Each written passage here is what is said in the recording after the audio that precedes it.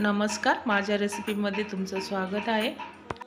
चला मग एक नवीन रेसिपीला सुरुवात करूया। रेसिपीसाठी लागणारे साहित्य: 2 कांदे मध्यम आकाराचे चिरून घेतलेले आहेत, ते आपण मिक्सरच्या भांड्यामध्ये टाकून घेऊ।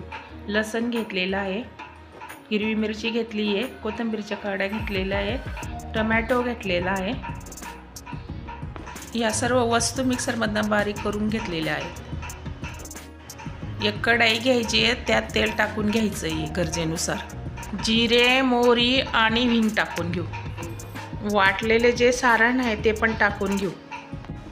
चांगल्या प्रकारे भाजून घ्यायचं आहे, कमीत कमी 5 मिनिटं तरी हे सारण भाजून घ्यायचं आहे। लाल चटणी, हळद, किचन किंग मसाला, ब्लॅक पेपर या वस्तू घालून घ्यायच्या आहेत।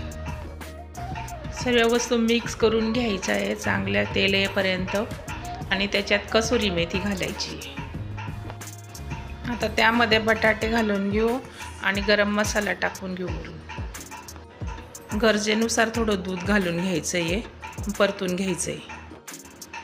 थोडी कोथिंबीर घालायची आहे आणि वाटाणे टाकून घ्यायचे, मीठ पण टाकून घ्यायचं आहे।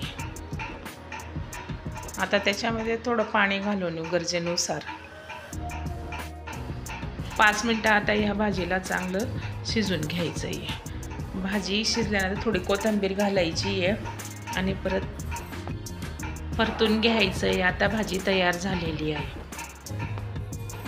अगदी सोप्या पद्धतीने भाजी तयार केलेली आहे आणि कमी साहित्यामध्ये भाजी तयार झालेली आहे।